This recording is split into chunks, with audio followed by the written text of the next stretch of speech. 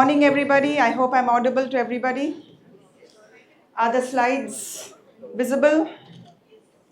So, a very good morning to all of you, and thank you to VNRVJIET for inviting me to this wonderful event.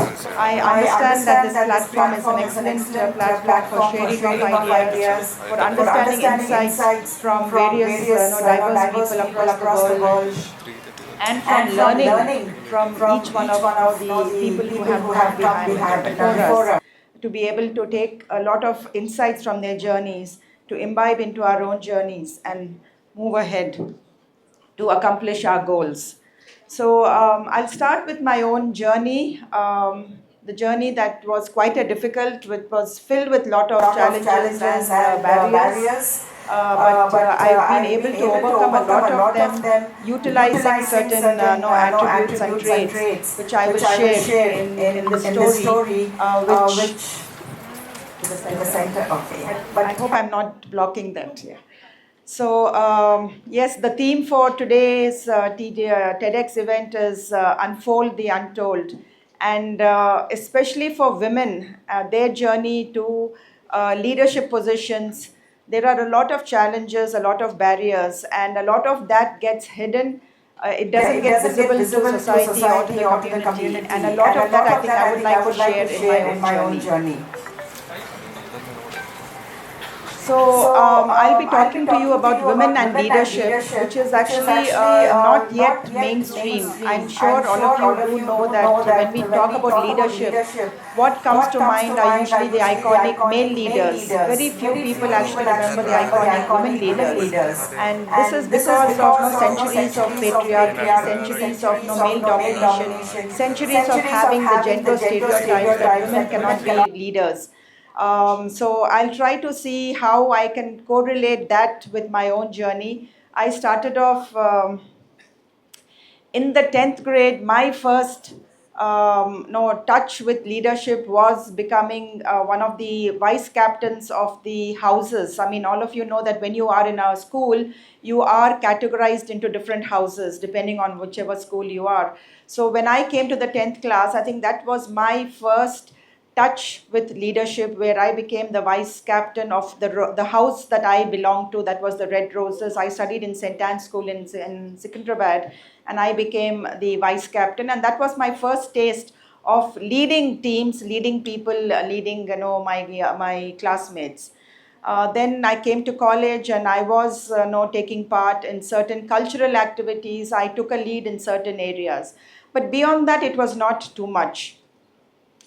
I come from a very traditional community which actually does not look at having careers for women. Our place, and this is, I'm talking about almost 38 years back. I got married when I was 18. So this was almost a 38-year back story where I was in college and I wanted to actually pursue a career. But from the community that I come from, we are only expected to be good homemakers. So we are groomed actually to become good homemakers, to take care of domestic chores, maybe be a good cook, and that was the only thing that we were actually groomed for. Though I came from a family that was a family business that had multiple companies, and that they could have actually groomed the women also as equal as the male members in my family. So when I got married at the age of 18, I just completed my first year of graduation, and I moved to the United States. But there an entire different ecosystem was exposed. I was exposed to that different ecosystem where every individual is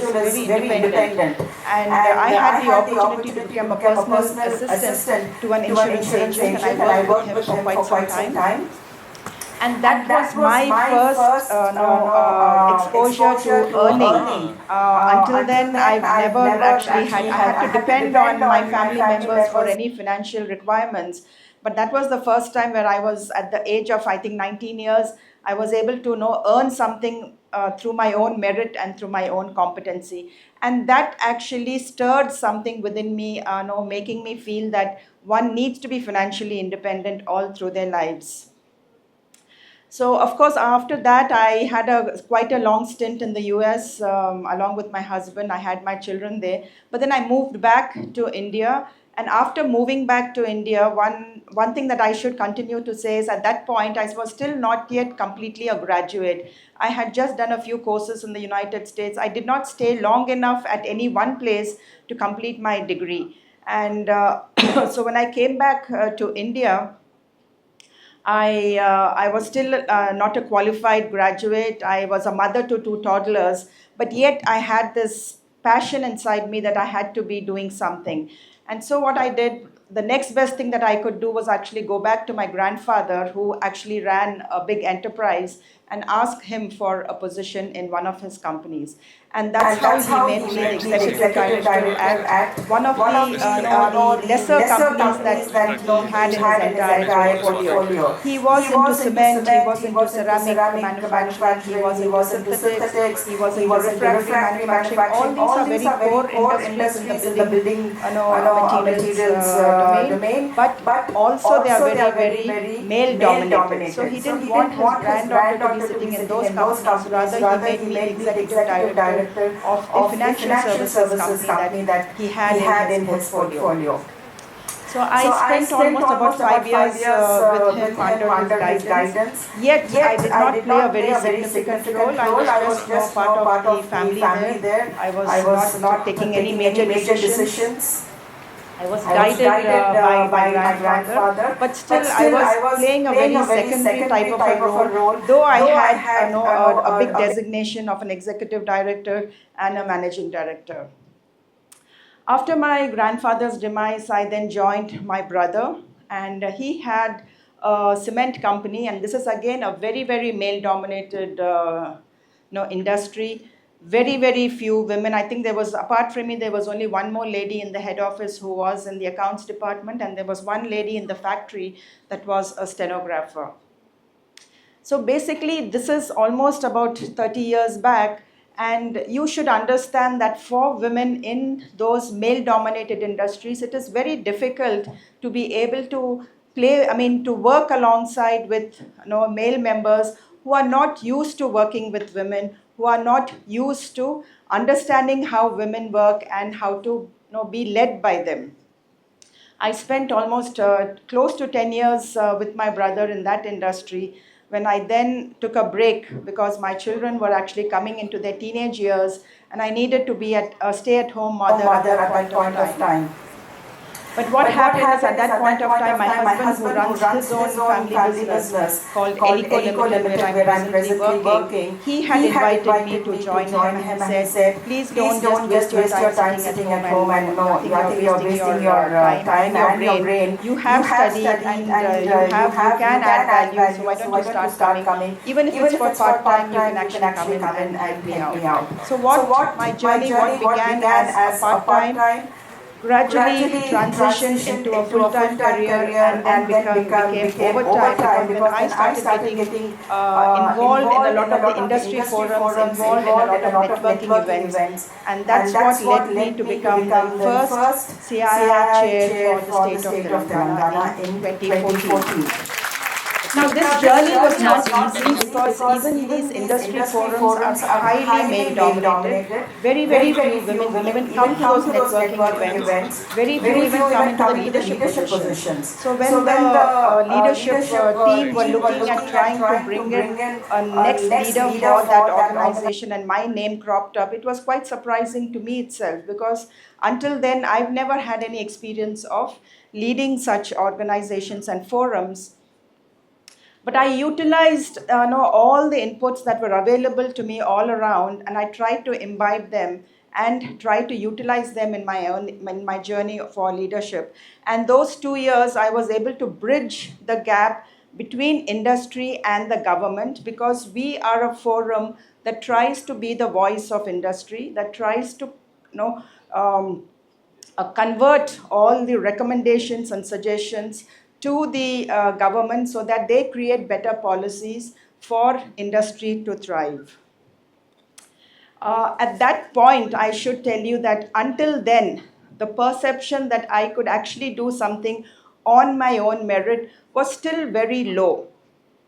So all the positions that I had held till then, till I became the CII state chair, were almost always secondary. I was secondary to my grandfather. At that point of time, when I was in the first company, I was the chairman's granddaughter. In the second company, when I was working, I was the director of finance, but I was the chairperson's sister. And when I joined my husband, I was the chairperson's wife. So the general perception among the workforce, among the employees, among even the external community is she's there because she's related to the owners or to the promoters. She may not have the competency or the merit. So that was always the general perception that people had of me until that point of time, until I got the opportunity to prove everybody that I had certain merit and competency by leading an industry forum where there is no nepotism there. I was not related to anybody. I was a neutral person, and I was spearheading a lot of initiatives of my own will and through my own merit. At that point of time, I think the general perception of people all around me changed, and they thought, yes, Vanitha has something within her, that she is being able to bring a lot of value to the institution, to the organizations that she is working. And that's when I was made the managing director of the company that I am now, because people then sort of looked at me through a different lens, a lens where they felt that, yes, merit is the one that is actually speaking to her. And today I'm the vice chairperson of the company, and my journey still continues. But throughout this journey, I still face a lot of challenges. I still face a lot of gender bias and discriminations. And the journey still goes on, because that is how society is. That is how gender stereotypes percolate. And that is how these things continue to be a lot of challenges, especially for women. So one of the areas that why I'm trying to bring this to the notice of everybody here is because men also should become allies to those empowered women who would like to progress in their own careers. And for me, I think I should give a lot of credit to my own husband, because unless he had not been there to encourage me, unless he had not been there to push me ahead, I wouldn't have come this far. Some water. So throughout this journey, in spite of all the challenges, in spite of all the the obstacles, the barriers, whether it was gender discrimination, whether it was a lack of knowledge, whether it was general perception about me, I tried to overcome all these things with a lot of grit and determination. One of the things that actually stand out this entire journey was about 10 years back, I had the opportunity to visit Japan. And this was again for a leadership course where about 19 women from India were chosen to actually go to Japan, spend a week there and learn from a lot of leadership initiatives that country was following. And I had that opportunity to listen to one wonderful professor in the Tokyo University who had actually taught us about the 6 ups of leadership, which I thought would be very apt for me to share with all of you today. And she said leaders have all these 6 ups, these traits, which she articulated into 6 ups, which I will share with you. So the first up is to show up. And I think I've been utilizing all these ups throughout my life consistently in various manners. And that's the reason why I'm here today, and why the management of VNR has invited me to come and share my insights with all of you. The first up that she had told us was to show up. And showing up is very critical because they say that at least 99% of success will happen if you just show up. And as women, we normally tend not to show up at events where it is necessary, because we need to actually bring our presence to those forums.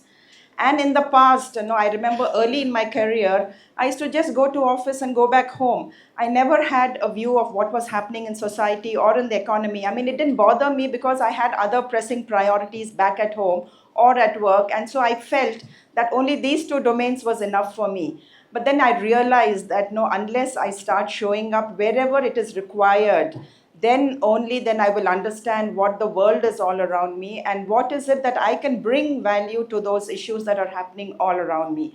Many times as women, we feel it's not my area, no, let the men take care of it. I already have so much on my hand, why should I even stretch myself?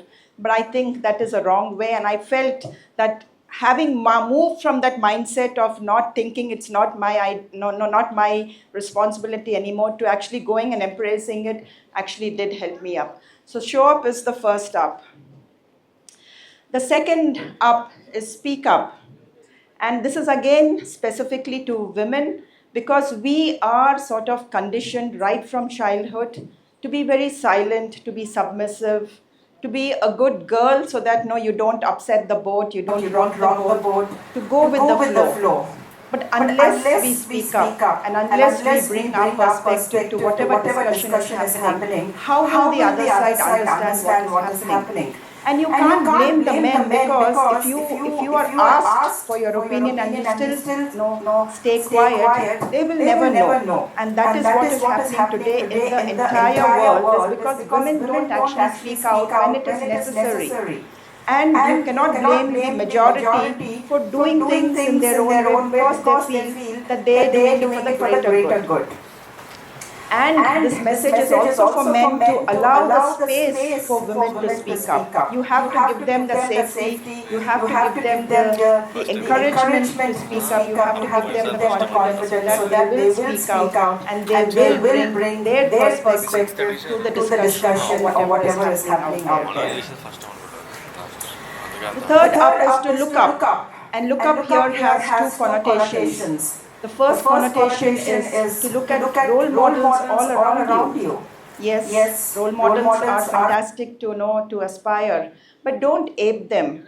Look at the attributes that they have and choose one or two of those attributes or traits and try to imbibe them into your own personality so that you become a better version of yourself, not to ape some big role model out there.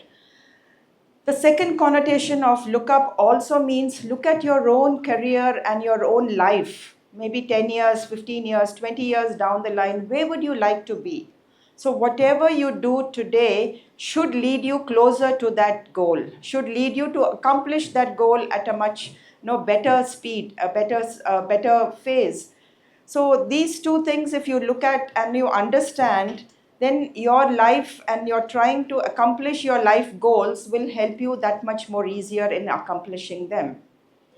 Sometimes when you talk to women and you ask them, what is your goal, what is your dream, when they are young, they have certain career ambitions. But then once they get married, once they have children, their ambitions and dreams and goals change automatically. And they probably having put in all the effort in their academic pursuits, choose to stay at home and then not add value to themselves also. But I feel that this is quite a big mistake, because that phase is very short-lived. There will come a time when your children will grow up, when the responsibilities that you're taking care of will complete. That phase will then move away, and then you will be left with not doing anything. And today there is a very funny statistic that India is number one in, because we are very poor in a lot of indices, whether it is the ease of doing business, whether it is gender parity. We are not doing very well when compared to other countries. But on this one index, we are number one.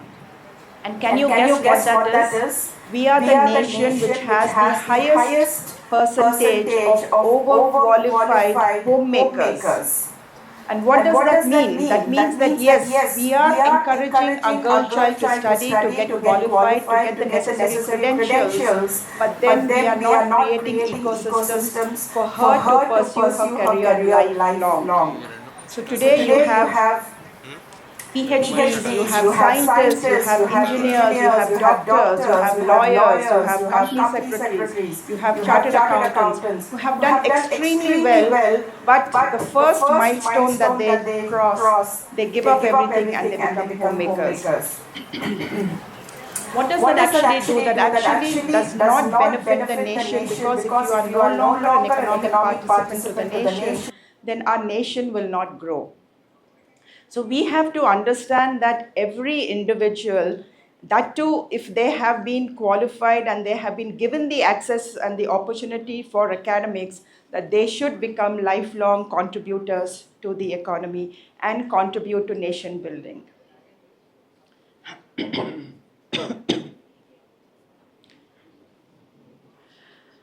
The fourth up is to team up.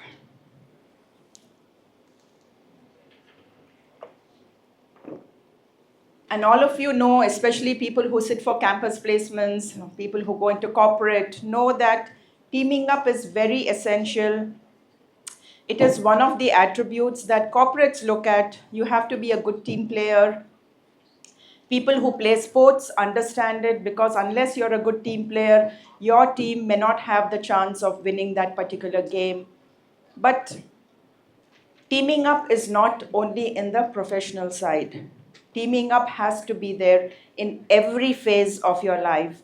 And here, especially for the younger generation, my urge is that whether irrespective of the gender, whether it's a boy or a girl, let not us continue with the earlier generations where the burden of the domestic and the household and the child care fell on the women. Here the man also has to raise up and start pitching in, so that will enable the woman to continue in her career and continue to both of them to blossom in their own careers lifelong. So teaming up is extremely essential for every individual here. The fifth up, again especially for women. Don't give up. And for the men, ensure that the women in your life don't give up. Because there will be challenges, there will be milestones, you will get married, you might have to get transferred, you will have children, you will have to take care of age parents and in-laws. And these are all short-term phases. Once that phase goes over, I think you should come back and start adding value back to your professional career. Because in the end, it will be worth it. Whatever breaks you take, I myself have taken multiple breaks. There were times when I couldn't actually go back and be a full-time professional. But that did not stop me. I think persistence and perseverance is very necessary at this point of time, because you will have to motivate yourself to be able to come back and add value back to your professional side. And the last up, for true leaders, it is not sufficient that you have a million followers. Especially in today's age of social media, where you become an influencer and you have million subscribers, followers, people know, liking you, loving you.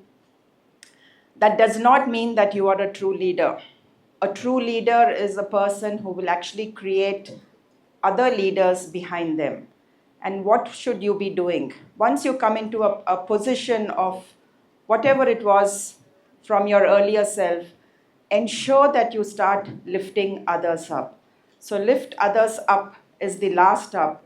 And these, I think, is what will define a true leader. A true leader will create a leadership pipeline behind them and create a plethora of leaders so that the legacy can continue to go forward. So I'll just sum it up again, all the 6 ups that I learned from this professor that I felt was really, really apt. And I think at every given time it helped me, because I did show up whenever it was necessary, and that helped me understand whatever was happening around and how it would affect not only me but affect people all around me.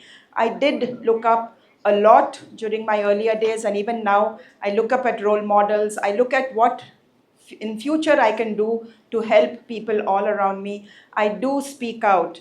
And especially when I became the CI chairperson, I understood that there was a lot of gender discrimination happening, even in those so-called elite circles.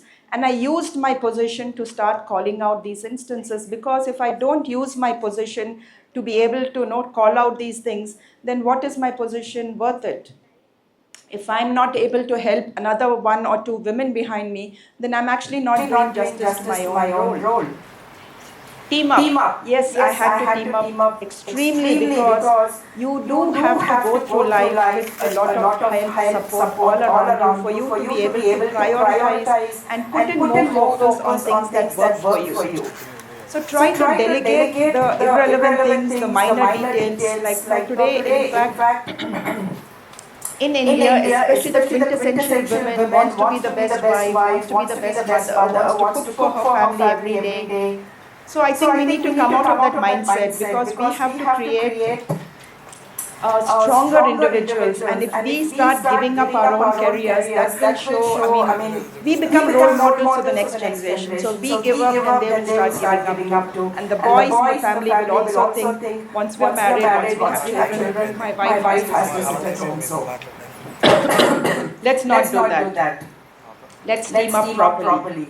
Don't give up, and again, this is an extremely important and relevant message to especially the women and the men also. Ensure that the women in your lives don't give up. Ensure that both of you blossom in your careers, so that you become role models to the next generation. And finally, do lift others up. No matter what level that you have come to, there will be an opportunity to lift people all around you to the next level. And with that, I will conclude, and thank you all for giving me a patient hearing.